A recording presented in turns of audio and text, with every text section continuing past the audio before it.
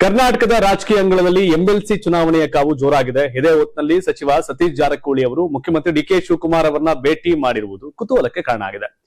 DK Shivakumar ಅವರನ್ನ ಭೇಟಿ ಮಾಡಿ ಮಹತ್ವದ ಮಾತುಕತೆ ನಡೆಸಿದ್ದಾರೆ. ಬಳಿಕ ವಿಧಾನ ಪರಿಷತ್ ಚುನಾವಣೆಯಲ್ಲಿ ಕಾಂಗ್ರೆಸ್ ಅಭ್ಯರ್ಥಿಗಳ ಗೆಲುವಿನ ಬಗ್ಗೆ ಸಂಪೂರ್ಣ ವಿಶ್ವಾಸವಿದೆ ಅಂತ ಸಚಿವ ಸತೀಶ್ ಜಾರಕಿಹೊಳಿ ಹೇಳಿದ್ದಾರೆ.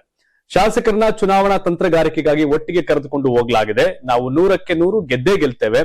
ನಮ್ಮ ಬಳಿ ಸಾಕಷ್ಟು ಮತಗಳಿದ್ದು ಯಾವುದೇ ಸಮಸ್ಯೆ ಇಲ್ಲ ಅಂತ ಸತೀಶ್ ಜಾರಕಿಹೊಳಿ ತಿಳಿಸಿದರು. ಬೆಂಗಳೂರಿನಲ್ಲಿ ಮಾಧ್ಯಮಗಳೊಂದಿಗೆ ಮಾತನಾಡಿದ ಸತೀಶ್ ಜಾರಕಿಹೊಳಿ ವಿಧಾನ ಪರಿಷತ್ ಚುನಾವಣೆಯಲ್ಲಿ ಅಡ್ಡ ಮತದಾನದ ಸಾಧ್ಯತೆ ಇಲ್ಲ ಅಂತ ಸ್ಪಷ್ಟಪಡಿಸಿದರು. ಕಾಂಗ್ರೆಸ್ ಶಾಸಕರು ಒಗ್ಗಟ್ಟಿನಿಂದ ಪಕ್ಷದ ಅಭ್ಯರ್ಥಿಗಳ ಪರ ಮತ ಚಲಾಯಿಸುತ್ತಾರೆ ಅಂತ ವಿಶ್ವಾಸವನ್ನ ವ್ಯಕ್ತಪಡಿಸಿದರು. ಇದೇ ವೇಳೆ ಬಸನಗೌಡ ದದ್ದಲ್, ರಘುಮೂರ್ತಿ, ದೇವೇಂದ್ರಪ್ಪ, ಡಾಕ್ಟರ್ ಶ್ರೀನಿವಾಸ್, ಜೆಎನ್ ಗಣೇಶ್ ಸೇರಿದಂತೆ ಪ್ರಮುಖ ನಾಯಕರು ಹಾಗೂ ಶಾಸಕರು ಜಾರಕಿಹೊಳಿ ಅವರ ನಿವಾಸದಲ್ಲಿ ಸಭೆ ನಡೆಸಿದ ಬಳಿಕ ಸಿಎಂ ಡಿಕೆ ಶಿವಕುಮಾರ್ ಭೇಟಿಗಾಗಿ ವಿಧಾನಸೌಧಕ್ಕೆ ಆಗಮಿಸಿದರು. ಸಚಿವ ಸಂಪುಟ ವಿಸ್ತರಣೆ ಕುರಿತು ಕಾಂಗ್ರೆಸ್ನಲ್ಲಿ ಚಟುವಟಿಕೆಗಳು ಗರಿಗೆದರುವ ಸಂದರ್ಭದಲ್ಲಿ ವಿವಿಧ ಸಮುದಾಯಗಳ ನಾಯಕರು ತಮ್ಮ ಸಮುದಾಯಕ್ಕೆ ಸಚಿವ ಸ್ಥಾನ ನೀಡುವಂತೆ ಒತ್ತಡವನ್ನ ಹೇರ್ತಾ ಇದ್ದಾರೆ. ಎಸ್, ಸತೀಶ್ ಜಾರಕಿಹೊಳಿ ಕೆಪಿಸಿಸಿ ಅಧ್ಯಕ್ಷರಾಗಬೇಕು ಅಂತಿದ್ರು, ಇಲ್ಲ ಡಿಸಿಎಂ ಅಂತಿತ್ತು, ಅವೆರಡೂ ಆಗ್ಲಿಲ್ಲ, ಮಂತ್ರಿ ಆದ್ರು. ಆದ್ರೆ ಆ ಕಮ್ಯುನಿಟಿನಲ್ಲಿ ಇನ್ನು ಆ ಚಳ್ಳಕೆರೆ ರಘುಮೂರ್ತಿ ಮಂತ್ರಿ ಆಗೋ ಪಟ್ಟಿಯಲ್ಲಿದ್ದಾರೆ. ಯಾಕಂದ್ರೆ ಬಹಳ ಸರ್ ಗೆದ್ದಿದ್ದಾರೆ ಅವರು ಕೂಡ. ಇನ್ ದದ್ದಲ್ ಕೂಡ ಆಕಾಂಕ್ಷಿ, ಗಣೇಶ್ ಕೂಡ ಗೆಲ್ತಿದ್ದಾರೆ. ಸೊ ಹಾಗಾಗಿ ನಾಗೇಂದ್ರ ಕಳೆದ ಬಾರಿ ಅವಕಾಶ ಕಳ್ಕೊಂಡ್ರು, ರಾಜಣ್ಣ ಅವಕಾಶ ಕಳ್ಕೊಂಡ್ರು. ಎಸ್ಸಿ ಕಮ್ಯುನಿಟಿನಲ್ಲಿ ಜಾಸ್ತಿ ಮಂತ್ರಿಗಳ ಸ್ಥಾನ ಬೇಕಾಗಿದೆ. ಇನ್ನು 2ರಿಂದ 3 ಸ್ಥಾನ ಬೇಕು ಅಂತ ಚಳ್ಳಕೆರೆ ರಘುಮೂರ್ತಿ ಅವರು, ಬಸನಗೌಡ ದದ್ದಲ್ಲು ಅಂಡ್ ಗಣೇಶ್, ಹೀಗೆ ಎಸ್ಟಿ ಸಮುದಾಯದಿಂದ ಮಂತ್ರಿ ಆಗುವ ಸಂಖ್ಯೆ ಜಾಸ್ತಿ ಇದೆ. ಮತ್ತೆ ಅರ್ಹರಿದ್ದಾರೆ, ಯೋಗ್ಯರಿದ್ದಾರೆ, ಅವಕಾಶ ಆಗ್ಬೇಕು ಅಂತ ಅವ್ರ ಡಿಮ್ಯಾಂಡ್.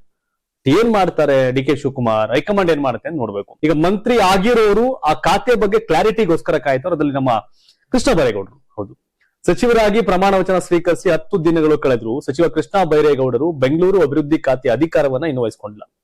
ಈ ವಿಚಾರ ಇದೀಗ ರಾಜ್ಯ ರಾಜಕಾರಣದಲ್ಲಿ ಹೊಸ ಸಂಚಲನ ಮೂಡಿಸಿದೆ. ಸ್ವತಃ ಸಚಿವರೇ ಈ ಬಗ್ಗೆ ಪ್ರತಿಕ್ರಿಯೆ ಕೊಟ್ಟಿದ್ದು, ಖಾತೆಯ ಜವಾಬ್ದಾರಿ ತೆಗೆದುಕೊಳ್ಳುವ ಮುನ್ನ ಕೆಲ ಸ್ಪಷ್ಟತೆ ಅಗತ್ಯವಿದೆ ಅಂತ ಹೇಳಿದ್ರು. ಮಾಧ್ಯಮಗಳೊಂದಿಗೆ ಮಾತನಾಡಿದಂತ ಕೃಷ್ಣ ಬೈರೇಗೌಡರು, ಬೆಂಗಳೂರು ಅಭಿವೃದ್ಧಿ ಖಾತೆ ರಾಜ್ಯದ ಅತ್ಯಂತ ಮಹತ್ವದ ಮತ್ತು ಸವಾಲಿನ ಜವಾಬ್ದಾರಿಗಳಲ್ಲಿ ಒಂದು. ಖಾತೆ ವಹಿಸಿಕೊಂಡ ನಂತರ ಪರಿಣಾಮಕಾರಿ ಆಡಳಿತ ನೀಡಿ ಫಲಿತಾಂಶ ತೋರಿಸಬೇಕಾಗತ್ತೆ. ಹೀಗಾಗಿ ಕೆಲವು ವಿಷಯಗಳಲ್ಲಿ ಸ್ಪಷ್ಟತೆ ಇಲ್ಲದೆ ಕೆಲಸ ಆರಂಭಿಸುವುದು ಸೂಕ್ತವಲ್ಲ ಅಂತ ಹೇಳಿದ್ರು. ಈ ಕುರಿತು ಮುಖ್ಯಮಂತ್ರಿ ಡಿ ಕೆ ಶಿವಕುಮಾರ್ ಅವರಿಗೆ ನನ್ನ ಅಭಿಪ್ರಾಯವನ್ನ ಸ್ಪಷ್ಟವಾಗಿ ತಿಳಿಸಿದ್ದೇನೆ. ಜವಾಬ್ದಾರಿ ವಹಿಸಿಕೊಳ್ಳುವಾಗ ಅಧಿಕಾರ, ಕಾರ್ಯವ್ಯಾಪ್ತಿ ಮತ್ತು ಆಡಳಿತಾತ್ಮಕ ವಿಚಾರಗಳಲ್ಲಿ ಸ್ಪಷ್ಟತೆ ಇರಬೇಕು. ಇಲ್ಲವಾದ್ರೆ ಮುಂದಿನ ದಿನಗಳಲ್ಲಿ ಸಮಸ್ಯೆಗಳು ಎದುರಾಗುವ ಸಾಧ್ಯತೆ ಇದೆ ಅಂತ ಅವರು ತಿಳಿಸಿದ್ರು. ಈ ವಿಚಾರ ಈಗಾಗಲೇ ಮುಖ್ಯಮಂತ್ರಿ ಹಾಗೂ ಕಾಂಗ್ರೆಸ್ ಹೈಕಮಾಂಡ್ ನಾಯಕರ ಗಮನಕ್ಕೆ ಹೋಗಿದ್ದು, ಪಕ್ಷದ ಹಿರಿಯ ನಾಯಕರು ಕೂಡ ಈ ಕುರಿತು ಸಮಾಲೋಚನೆ ನಡೆಸಿದ್ದಾರೆ ಎನ್ನಲಾಗಿದೆ.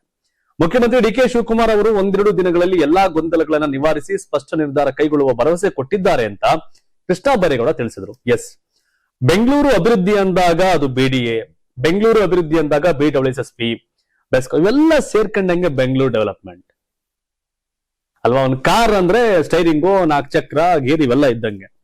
ಸ್ಟೈರಿಂಗ್ ಕೈ ಕೊಟ್ಬಿಟ್ಟು ಚಕ್ರ ಇನ್ನೊಂದ್ ಕಡೆ ಕಂಟ್ರೋಲ್ ಇದ್ರೆ ಹೆಂಗ ಆಗತ್ತೆ? ಅವೆಲ್ಲ ಆಗಲ್ಲ. ಎಲ್ಲ ನಮ್ ಕಂಟ್ರೋಲೇ ಬೇಕು ಅಂತ ಕೇಳ್ತಿದ್ದಾರೆ. ಕೇಳ್ತಿರೋದ್ರಲ್ಲಿ ತಪ್ಪೇನಿಲ್ಲ. ಕೃಷ್ಣ ಬೈರೇಗೌಡರು ಯಾವ್ದೋ ಒಂದು ಖಾತೆ ಇದ್ರೆ ಸಾಕು ಅಂತನೋ ವ್ಯಕ್ತಿ ಅಲ್ಲ. ಇರೋ ಖಾತೆ ಕರೆಕ್ಟ್ ಆಗಿದ್ರೆ ನಾನು ಸಾಧನೆ ಮಾಡ್ತೀನಿ, ಅಚೀವ್ ಮಾಡ್ತೀನಿ ಅನ್ನೋ ವಿಷಯದಲ್ಲಿ ಅವ್ರಿಗೆ ಸ್ಪಷ್ಟತೆ ಇದೆ. ಹಿಂದೆ ಕಂದಾಯ ಮಂತ್ರಿ ಆಗಿದ್ದಾಗ್ಲೂ ಅಷ್ಟೇ ಜನರಿಗೆ ಅನುಕೂಲ ಆಗಕ್ಕೆ ಏನೇನ್ ಬೇಕು ಅವೆಲ್ಲ ಮಾಡಿದ್ರು. ಕೃಷ್ಣ ಬೈರೇಗೌಡ ಕರಪ್ಟ್ ಅಲ್ಲ, ಕೃಷ್ಣ ಬೈರೇಗೌಡ ಕ್ಲೀನ್. ಆದ್ರೆ ವ್ಯವಸ್ಥೆನ ಸರಿ ಮಾಡೋ ದಿಶೆಯಲ್ಲಿ ಒಂದಷ್ಟು ಕೆಲಸ ಮಾಡ್ತಾರೆ, ನೋ ಡೌಟ್. ಹಾಗಾಗಿ ಬುದ್ಧಿವಂತ ಇದ್ದಾರೆ ಕೃಷ್ಣ ಬೈರೇಗೌಡರು. ಅವರ ತಂದೆಯ ನಿಧನದ ನಂತರ ಅವರು ಬೈ ಎಲೆಕ್ಷನ್ ಗೆದ್ರು.